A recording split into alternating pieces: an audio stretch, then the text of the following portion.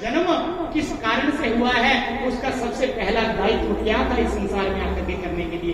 केवल 2 प्रश्न किए महाराज दीक्षित जी महाराज, और उन्हीं प्रश्नों के जवाब में पूरी भागवत का प्रवचन हुआ है महाराज।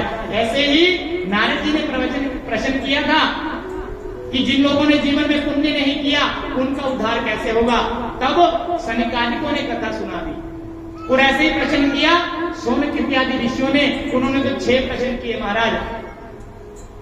क्या क्या प्रश्न किए कि प्राणी मात्र का कल्याण कैसे होगा, जीव का उद्धार कैसे होगा, संसार में आकर मनुष्य को क्या करना चाहिए, भगवान के कितने अवतार होते हैं, अच्छा अगर भगवान सर्व सामर्थ्य हैं तो भगवान अवतार क्यों लेते हैं।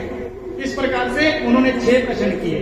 तो इन तीनों प्रसंगों में कौन कौन से, नारद जी और सनकादियों के जो संवाद है, इस प्रसंग में सोनक और सूत जी महाराज का जो संवाद है इस संबंध में, और राजा परीक्षित और सुखदेव जी महाराज का जो संवाद है, इसमें जो प्रवचन किया गया है उसी प्रवचन का, उसी प्रसंगों का नाम क्या है, श्रीमद् भागवत महापुराण। बोले श्रीमद् भागवत महापुराण, सदगुरुदेव भगवान।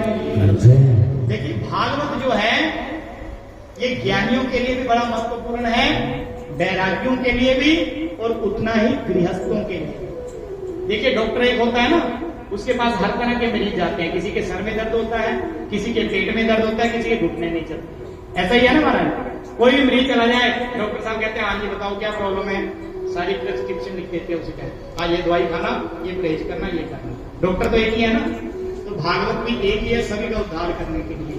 कोई वैरागी आ जाए, सन्यासी आ जाए, संसार का जैसा मर्जी आ जाए, खल आ जाए, कामी आ जाए, व्यभिचारी आ जाए, बुरे से बुरा पापी आ जाए, कहते हैं इतने पाप करने लायक किसी का सामर्थ्य नहीं है जितने पापों को जलाने के लायक भागवत का सामर्थ्य है, भगवान का सामर्थ्य है। बोले बांके बिहारी लाल।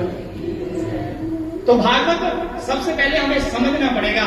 आज मैं बड़ा हैरान हुआ कि महापुरुष कितने सरल होते हैं, कितने सरल होते हैं। जिस समय मैं भागवत का अध्ययन कर रहा था, मैंने आपको एक दिन कथा में बताया था कि मैंने भागवत की कथा को एक एक श्लोक को अक्षरशः 2 बार महापुरुषों के मुख से, गुरुओं के मुख से, विद्वानों के मुख से पढ़ लिया है, 2 बार अपने जीवन में। और 2 बार पढ़ने के बाद में भी एक एक शब्द पढ़ने के बाद में मुझे लगता था अच्छा मैं कथा तो करने लग जाऊंगा, पर अभी मुझे कथा समझ नहीं आई।